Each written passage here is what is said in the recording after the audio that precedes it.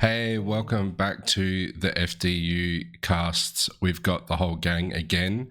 Back-to-back weeks, we are on a roll, staying true to our commitment to actually taking it a little bit more serious this time. Firstly, before I bring all the boys in, thanks for the reaction to our first video / podcast back. It was a very positive response. I think it's probably one of our better performing videos overall. And yeah, it's been great. I'm out of practice of hosting, but I'm giving it a go today just to share the workload. But I'll bring in the boys. Alex, Jesse, and Yoni, how have you guys been? Pretty good. Pretty shit. Why is that, Alex? You got United. So do you. Yeah, I'm celebrating United's game. You know, I'm wearing Man United today. At least 50% ownership of Man United anyway. Is that William? William Tan. I must admit the Bob Marley inspired Ajax kid. Bob Marley was all about smoking marijuana, and I think marijuana consumption sums up the way we defended for that last goal last night. First goal as well. Yeah, well, just in general. Jesse sums up everything. Jesse, United. How have we let this happen? It's already talking about Man United. I told you before the podcast, we'll derail to bloody Man United very quickly. All right. Yeah, so... Would you like to talk about Carlton? So, different topic. They're in the finals, mate. Yeah, not that they deserve it. So, we touched on Man United. So, my topic for the week touches on a Man United legend. The one and only Cristiano Ronaldo has started a YouTube channel, which is going to be the king of YouTube at the rate he's going. The live subscriber count says 43.1 million subscribers on YouTube. I'm not even sure what the exact game plan is for his content. There's a lot of short form stuff on there, but it's cool to see a lot of professionals getting into the space. They obviously see the fan reaction to it all. I think we can go back as far as like Fozzie and Crouchy with their podcast. A lot of fans, like, they love the banter, but I think they love that behind the scenes insight that usually we only see on TV in a documentary format.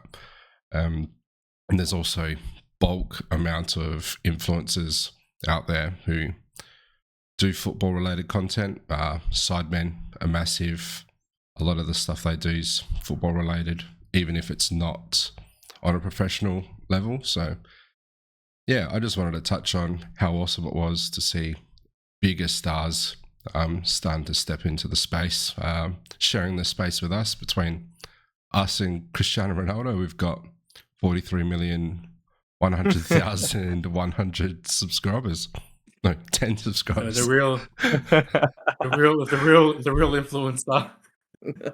I do want to say, in regards to, you know, how you mentioned it's the behind the scenes stuff that's really interesting. That's one thing I really liked about, I mentioned it to you guys before, but Ben Foster, when he had the GoPro in the goal as well, for example, and like during the season when it was with Wrexham, like that was awesome to watch it as well, to see that you can hear what he's saying, you know, like see it from that point of view. It's really a lot of fun.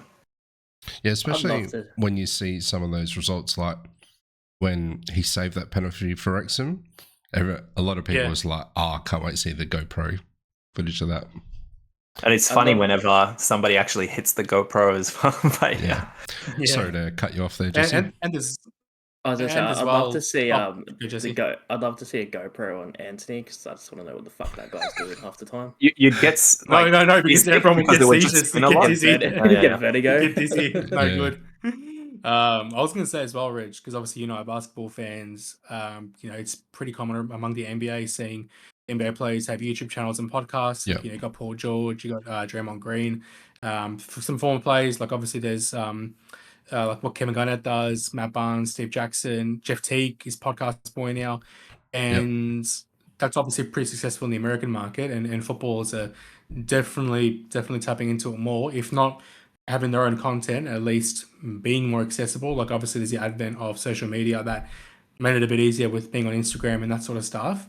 But then also just making themselves more available to average fans be it via TikTok or Insta, or I guess now YouTube and Reels. And especially like, because you see it from lesser players, if that makes sense. Like, not to diss the guy by Ben Foster, it's whatever.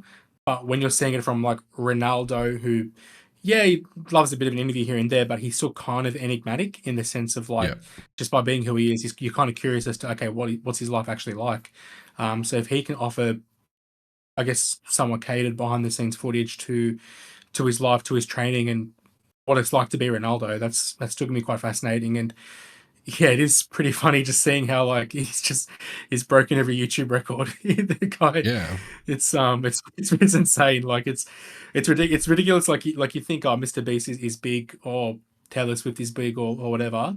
But then as soon as like Messi or Ronaldo just fart or something, you forget just the influence that these guys kind of have on people. It's ridiculous. And he's really like most followed on Twitter, Facebook, Insta. Probably going to be like on YouTube like soon enough. It's ridiculous just the kind of reach these people have. I think you see the difference between Messi and Ronaldo though, because Messi's had a YouTube channel for I don't know how many years, but he's only got like 2 million subscribers, and Ronaldo, but can I mention, by the way, 40 million? I didn't even know Messi had a YouTube channel. That's the thing. I didn't even know. Exactly, and that's the difference between them. Is I think Ronaldo is just so popular outside of football, whereas Messi is very he's popular. Depends when he made it. Because he could have made it also, and it wasn't so mainstream. And now also as well, Ronaldo speaks English. Ronaldo speaks English as well, so that probably helps out with not on his YouTube. But like he's got snubs, and it makes him a little bit more accessible compared to Messi. And plus, Ronaldo just has that aura, so to speak, of like just got that bigger personality. Like Messi's very shy and all that, like more low key. So like it kind of does make sense. Like I'm surprised Ronaldo probably hasn't done a YouTube already. Like it makes sense for him to do it. It's the thing that he would do. I actually think like that Reggie's point though is quite valid, that like Ronaldo made it now as well, when YouTube's obviously bigger and the footballing YouTube kind of culture is bigger. So, and what happens is the second like he made it to 1 million, which at this point he has so many followers, it was always going to happen. So he makes it to 1 million. It was so quick, everyone reported on it, and then more people went looking for it, and so it just kind of like snowballs. So I think that's a big part of it.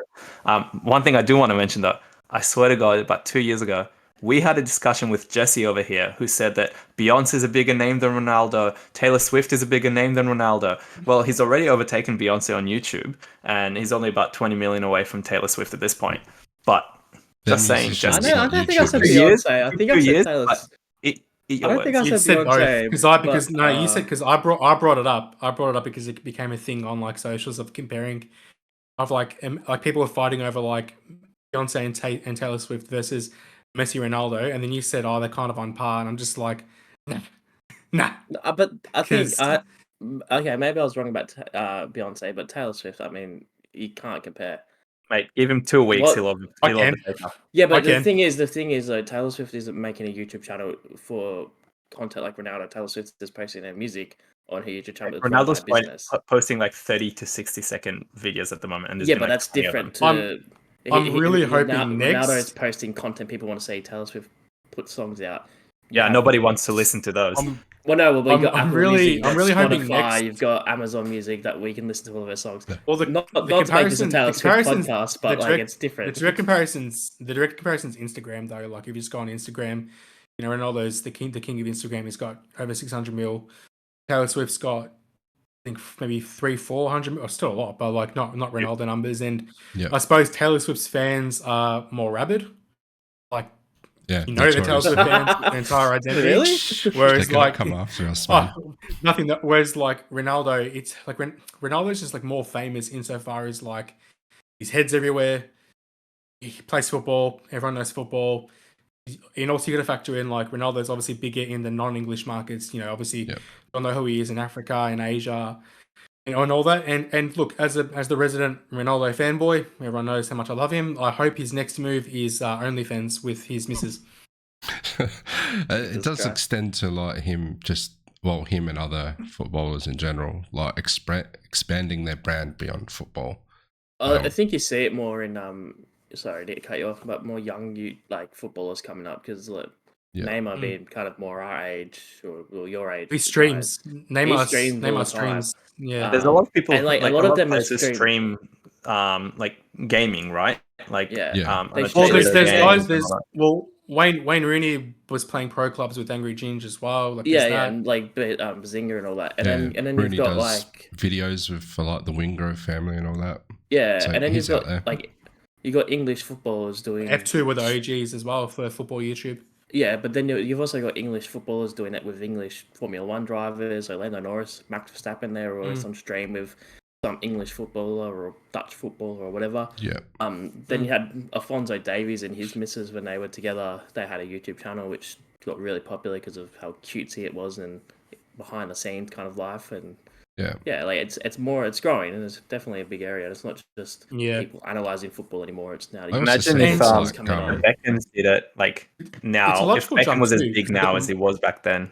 It'd make him even more famous. Well, it's a logical jump as well for footballers, just because they've got so much money and so much like time away from training and games that they can just pay someone to record content, to edit, upload, all that sort of stuff. So like it makes sense. And like I suppose if you're very brand focused, which someone like Ronaldo is, like he's older, he's maybe not of the generation, but if Ronaldo's shown anything, is that he's very aware of branding and marketing himself on top of his skills. So it's a logical jump for someone like him, and obviously like the younger footballers.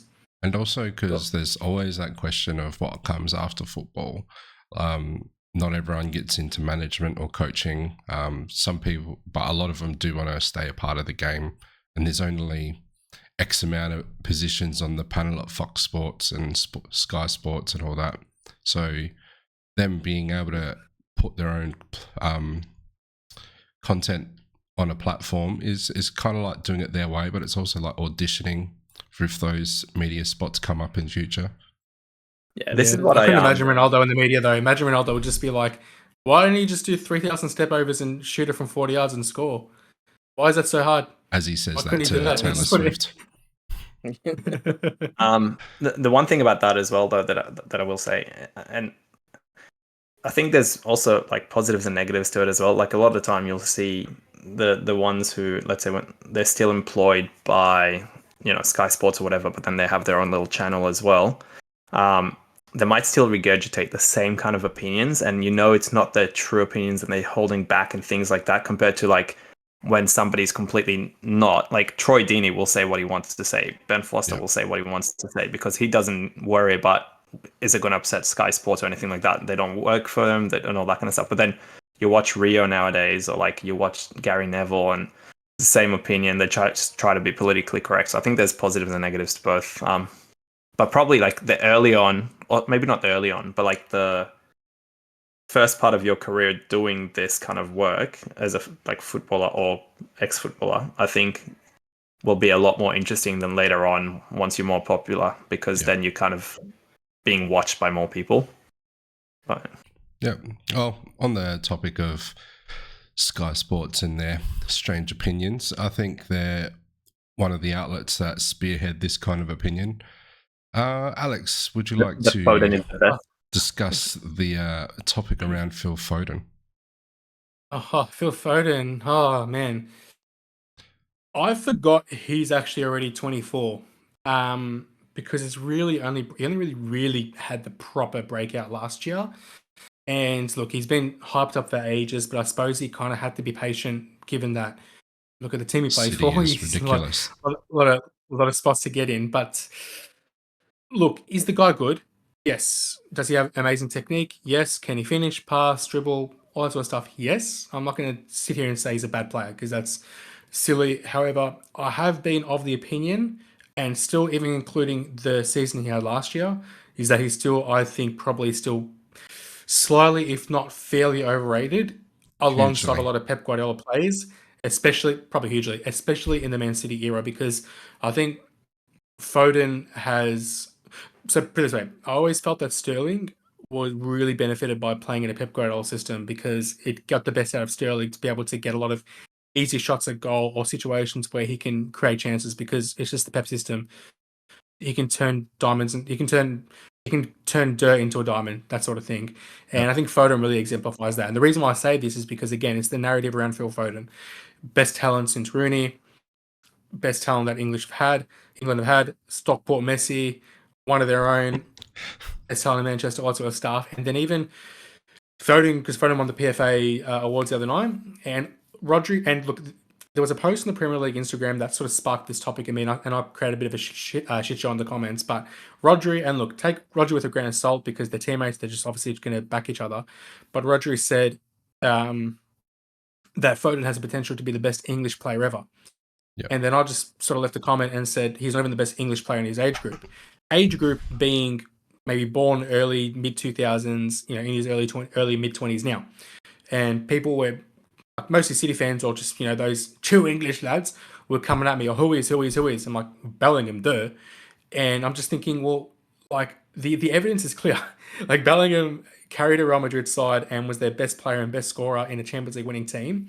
Yeah. Foden, excelled in City, but only just had a breakout last year when City had their best ever season a couple of years ago when they won the treble. What was Foden doing in the final? On the bench for Jack Grealish. Whereas Bellingham from the age of 16 has been carrying teams. Carried Birmingham, carried Dortmund, and his injury was probably the reason they didn't win the title a couple of years ago. And then again, really carried Madrid. And carrying Madrid is a big thing. Like, to go into Madrid and just take it by the reins like that is not easy. Whereas you look at Foden and Bellingham as well. Actually, I think the Euros really sort of summed up my point. A lot of these players just benefit playing in a Pep system because Pep can just sort of handhold them, tell them where to go, where to be, all that sort of stuff, and he knows how to use them to squeeze the absolute max out of them. You look at the Euros, England they got to the final, but they played like shit. Bellingham was dragging them through games, possibly their best player throughout the tournament.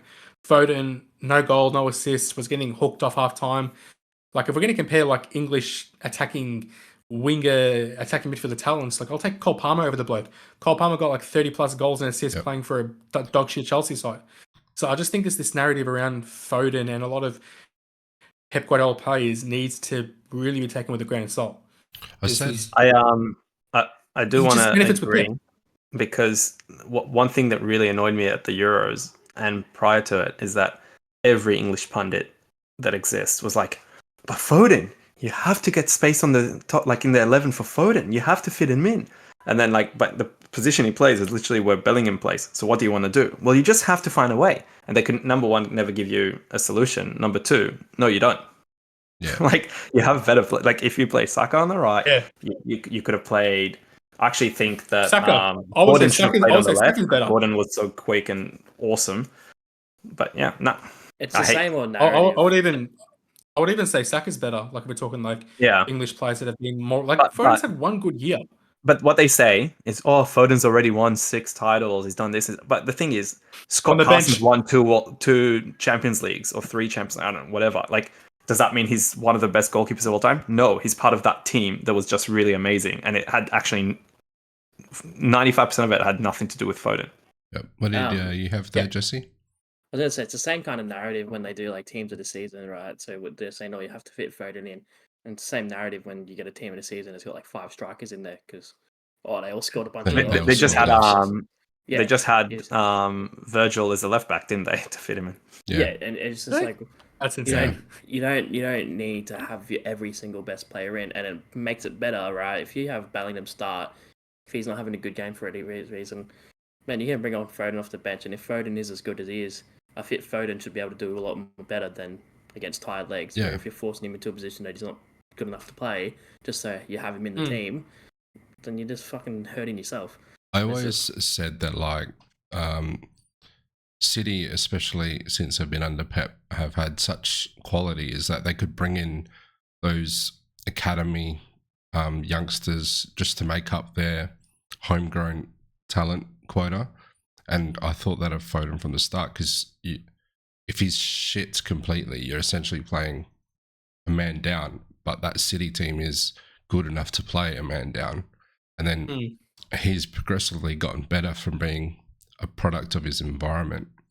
And he's getting the goals and assists to like kind of back up what the media is saying. But if you're receiving through balls and passes from the likes of like KDB every week, you're going to find yourself getting those opportunities. If you're crossing the ball into someone like Erling Haaland, you're going to get free assists. Yeah, exactly right. And they're going to take up like a lot of the attention too. Like a lot of times, like I do remember the game where he did score a hat-trick against United, like both he and Haaland scored hat-tricks that game. Yeah, for starters, it's United, nothing to brag about.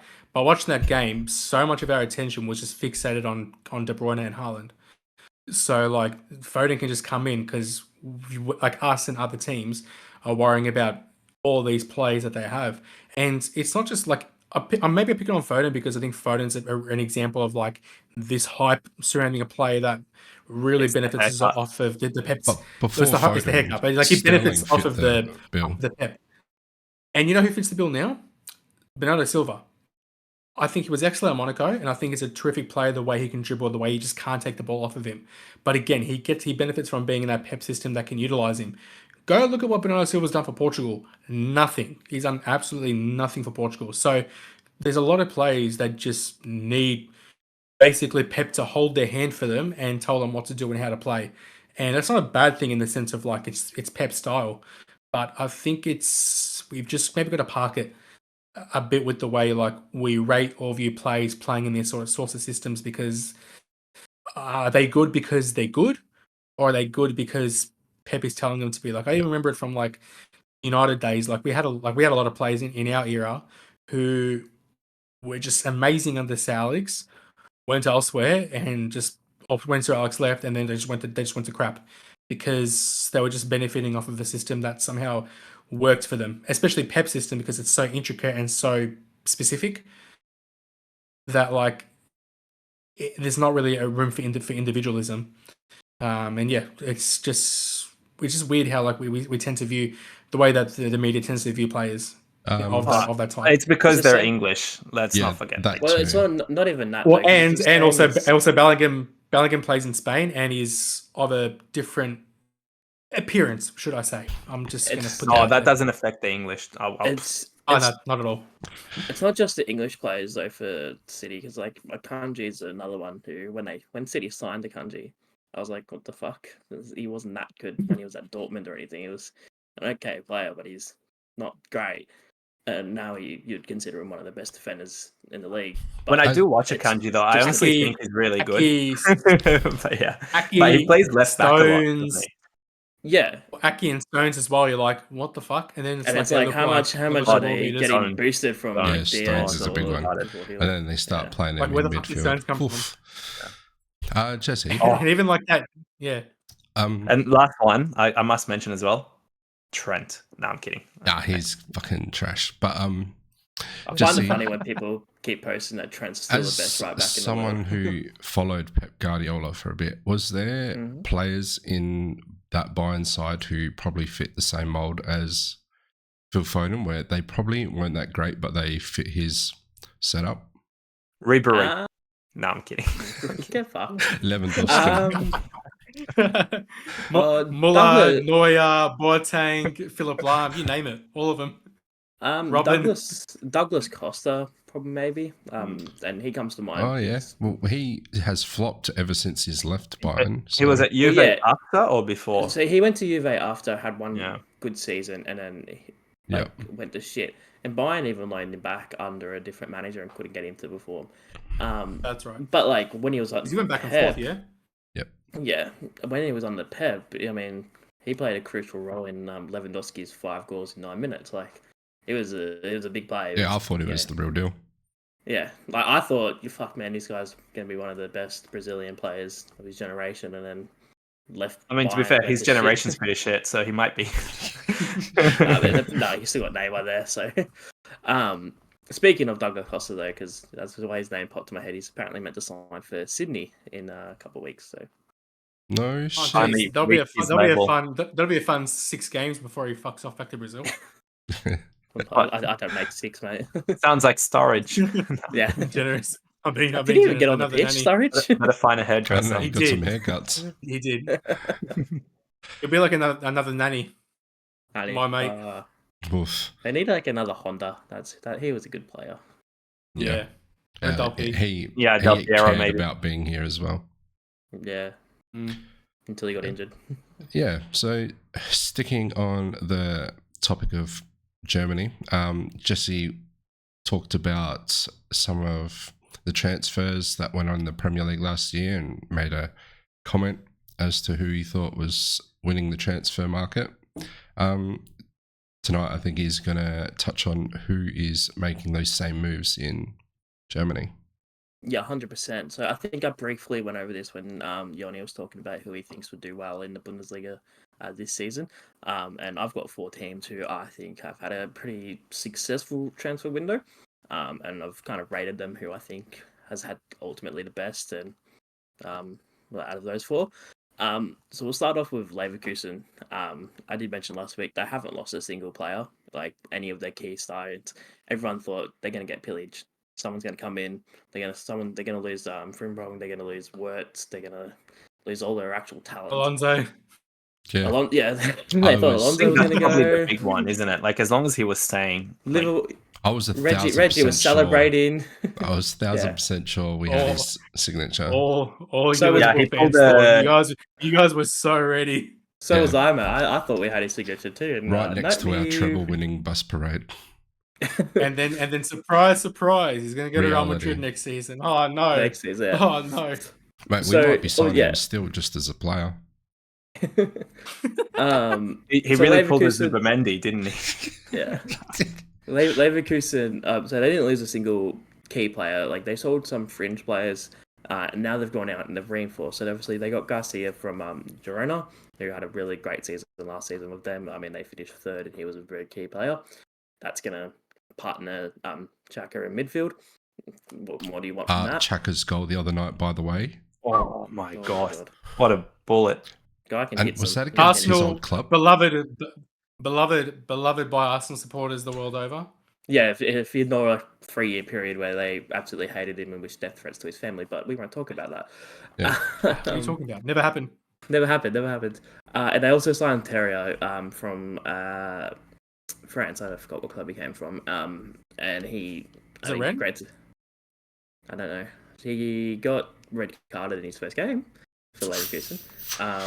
But I think he's going to be key for them too. It gives them a bit more attacking threat, gives them a chance to let Wirtz have a bit of a rest. I think in terms of a transfer window, what more can you want? You're keeping all your key players. You haven't lost anyone who, I mean... Did they keep Tar? They kept Tar. Yeah, they kept everybody. But Tar's not coming to Bayern anymore. We don't know. Yep. We don't want to go for him. So they've kept everybody. You want Maguire? No. I don't want Maguire. Maguire and Dyer, what a pairing. That's a UCL winning pairing. Next it'll be Southgate to Bayern. For fuck's sakes. But yeah, for like a team that, you know, everyone thought was going to get ransacked for their players, keep everybody, sign some new stars. Pretty spot on for them. That's a great transfer window. I think that's one of the biggest challenges when a team out of the ordinary is successful. There's always that risk that they get pulled apart. Yeah. Look at Girona, because we were just Monaco. thinking about them. Exactly. Girona just got demolished. Yeah. Monaco were probably the biggest example. They got just Dortmund with the Klopp era, Leicester when they won it. Yep. I was looking at the team as well. I swear to God there was that like in this similar situation. Southampton when Liverpool needed players. Leon. Yeah, Southampton in their little era. Yeah. And it's like even Atletico when like their first go around with Simeone lost a few players. And that's the thing, and it's hard to, you know, mount these successful runs and then keep your players. Everyone thought Leverkusen was done. That's it. They've won the title. They'll go back, but not. They've kept everyone, and they're going to go well. They Leverkusen overnight, didn't they? Or they on Friday night for us. They did the Leverkusen normal now, which is scoring in the 90th plus minute to win the game or keep a point for them. Fucking, what is it? What's Fergie time? Because that's what they've got. Alonso time now. Fucking Alonso time. Alonso time. Never losing. It's pretty weird. They've got like it's kind of like, I mean, Jesse and Reggie, you guys will know as well. Like, was it Collingwood last year in AFL? Like, sorry, I don't want to talk about footy. For a second, but like, like Collingwood, when Collingwood won the flag last year, they just did the same thing where they kept winning games out of their asses, like in the last those last 2 minutes. And it's like, and they kept you do it enough times, it's not luck, is it? No, well, it's still luck, but like it's still got luck in a way. But we get to a point where it's like, is it luck or it's the never die attitude. It's you're always going to try and win. It's the same as Fergie time. Like, you create that luck, but you need to also take the opportunity as well. Yeah, and it's staying calm when the pressure's there. It's staying relaxed and not like just shitting yourself and panicking like some teams do in those sort of situations, like current United. Well, and then if you still go to Leverkusen, has still only lost one game since the start of last season, which is impressive. Gross. I know. How the fuck do you continue that? Especially given their history of like their history of choking, then has like done a complete 180 into like a theme of doing the exact opposite of choking. So it's weird. Yeah. Like there's just so much to it. Yes, I've got them as please continue, Jesse, with your transfer market. I was just I've got them as a dark horse too for UCL because they're the way they're going. On the other spectrum though, of a team that was pillaged after performing really well, Stuttgart, who finished second. They lost pretty much 3 of their best players. So obviously Ito, Anton, and Guirassy, they all left. Ito to Bayern, Guirassy and Anton to Dortmund. Typical Dortmund, buying the next best team's players. Always happens. Bayern it's definitely not a reoccurring theme in Germany. But my club would never do such a thing anyway. Especially low ball them on deals too. But they've gone out. They've re-signed Undav from Brighton, and that was a long and hard out negotiations. Brighton would thinking they were negotiating with a Premier League club.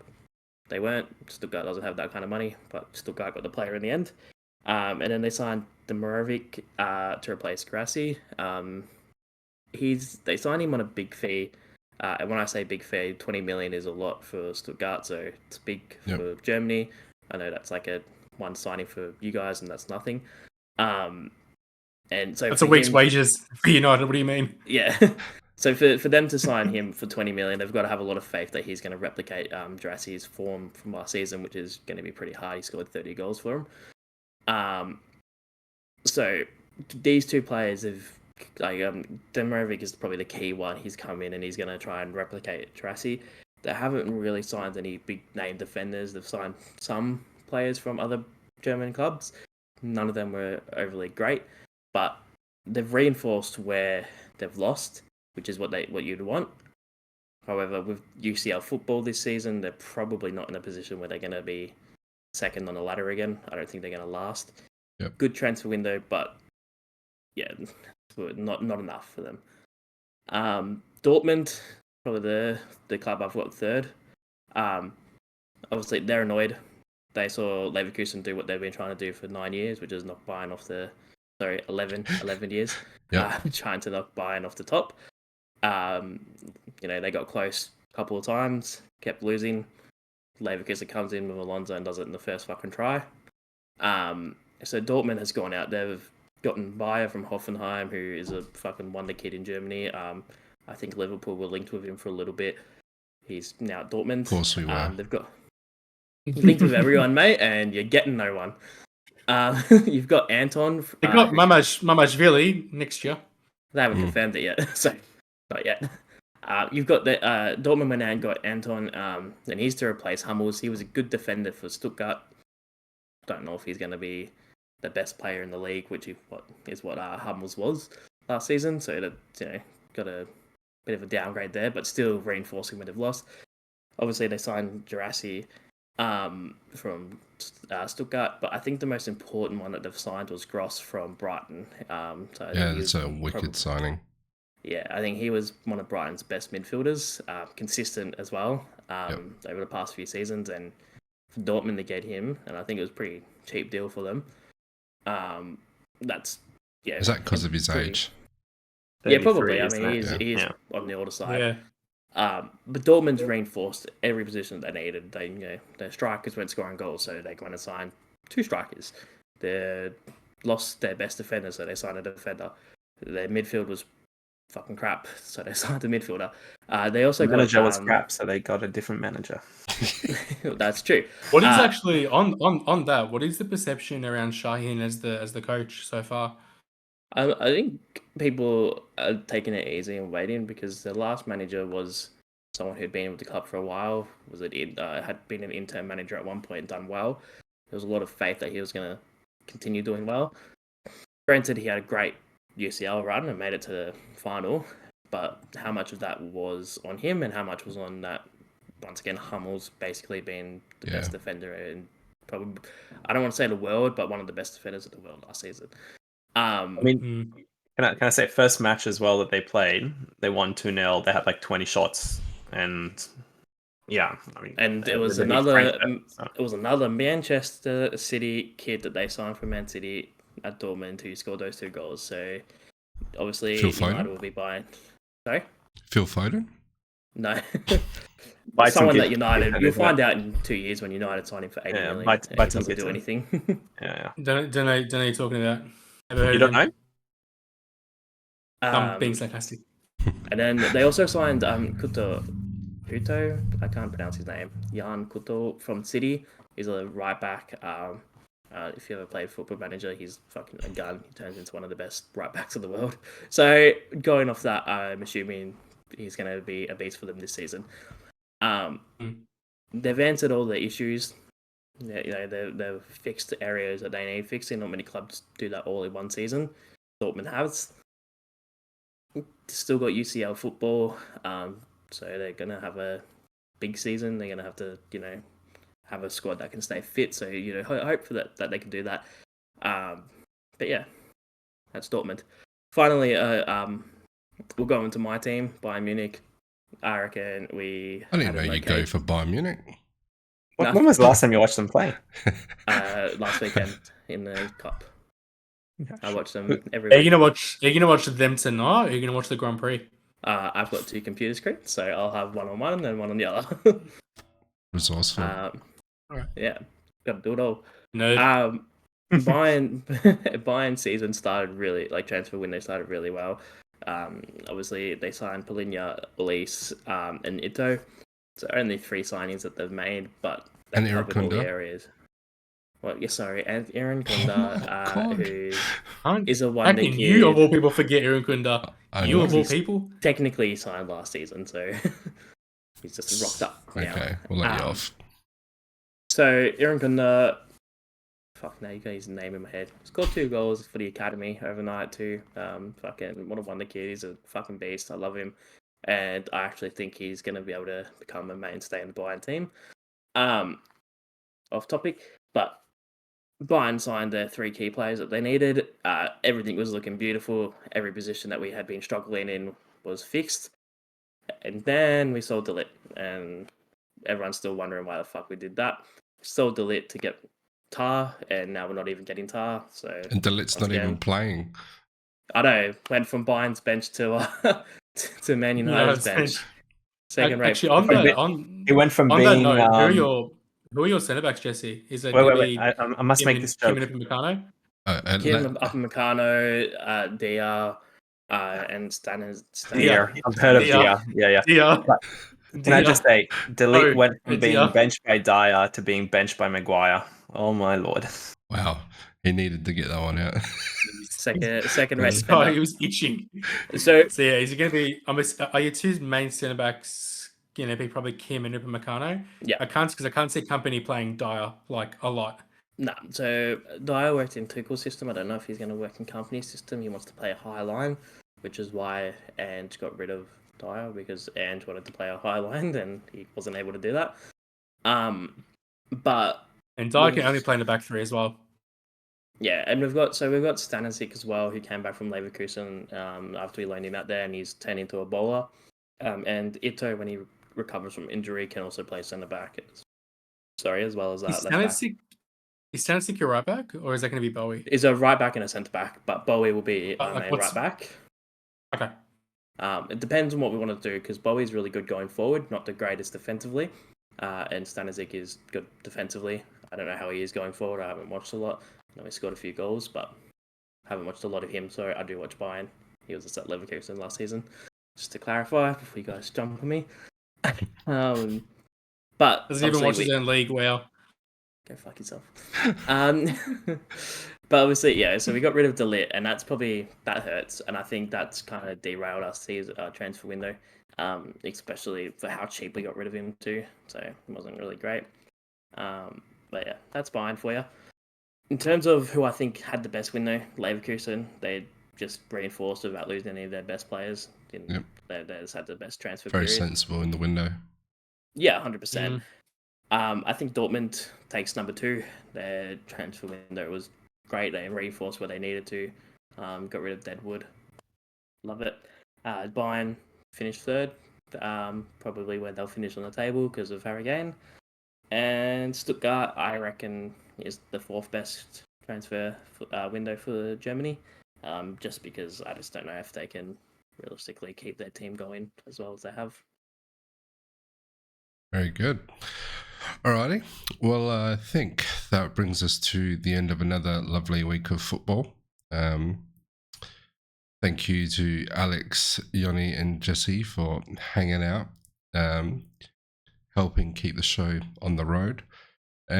Anything nice and quick anyone wants to throw out there before we sign off? I can't believe that Harry Kane will not win another trophy this season, and Tottenham's going to win something. Tottenham is... Yeah, did you see the way they played yesterday? Oof. Against Mate, it was Everton. It's Everton. Yeah. You got Jordan Pickford passing the ball to Son. What do you expect? If Everton salvage a point from that game, it's just going to get deducted. Yeah, but Onana is I'm not going to finish that sentence. Onana, what's my name? I think relegation Pickford's just trying to get activated. All right, boys. Well, you guys and everyone watching, hope you have a good week. Hopefully, we'll be able to back it up for 3 episodes in a row next week. Until then, have a lovely week of football, and we'll catch you very soon. Bye. Adios. Bye.